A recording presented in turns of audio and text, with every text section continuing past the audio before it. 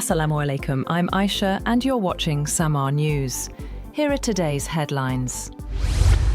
India's Tejas fighter jet crashed in front of a global audience at the Dubai Air Show, turning an aerobatic display into a fireball and another international embarrassment for the Indian Air Force.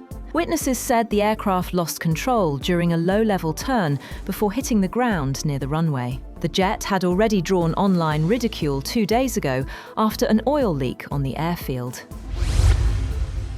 Ukrainian President Volodymyr Zelenskiy has said, after talks with a top US Army official, that he is ready for honest work with Washington on a plan to end the war in Ukraine, while European allies pushed back against punishing concessions to Russia. According to the US-backed plan, Kyiv would be required to give up the entire Donbas region and significantly downsize its military, conditions long seen by Ukraine's allies as tantamount to capitulation.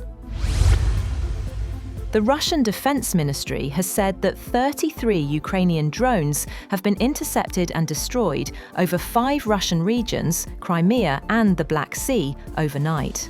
At least 8 Russian airports have been forced to suspend operations during the night. 2 people have been injured in the city of Slavyansk-on-Kuban in the Krasnodar region in southern Russia, and classes at schools and kindergartens had been suspended due to a drone attack. Meanwhile, the European Union says it will keep backing Ukraine as it faces Russian aggression. At the G20 summit in South Africa, EU Commission President Ursula von der Leyen said Ukraine can count on the bloc, calling the conflict an attack on the UN Charter. She said EU sanctions are hurting Russia, pointing to inflation, high rates, and an overheated war economy.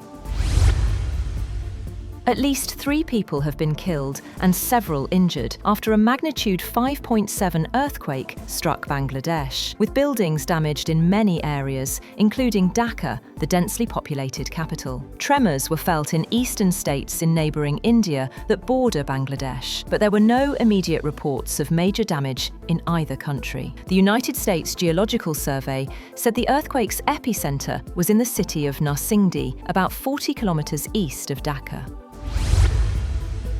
The United Arab Emirates has said that it will invest up to $50 billion in Canada under a framework that includes projects in artificial intelligence, energy, and mining sectors. The UAE has been looking to expand its energy investments abroad, especially through its recently launched firm XRG, the foreign investment arm of Abu Dhabi's oil major ADNOC. Abu Dhabi is also investing heavily in AI, with plans to build one of the world's largest data center hubs in the country with US technology. The UK government has announced major new restrictions to its immigration system, including a plan to double the qualifying period for permanent residents. The changes, outlined by Home Secretary Shabana Mahmood in Parliament, are expected to impact more than 2.6 million migrants who arrived since 2021. Under the proposed overhaul, the qualifying period for indefinite leave to remain, ILR, the right to live and work in the UK permanently, will be extended from 5 to 10 years. Mexico has officially claimed the Miss Universe 2025 crown, delivering an emotional victory in a pageant marked by glamour, global unity, and unprecedented controversy. Fatima Bosch, a 25-year-old humanitarian, emerged as a fan favourite despite facing public humiliation earlier in the competition. In a dazzling finale held in Bangkok, Thailand, Mexico's Fatima Bosch outshone finalists from around the world to win the 74th Miss Universe title. She was crowned by reigning Miss Universe 2024 Victoria Kjær Telvig of Denmark. That's all for now.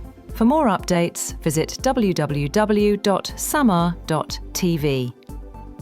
Thank you for watching Samaa News.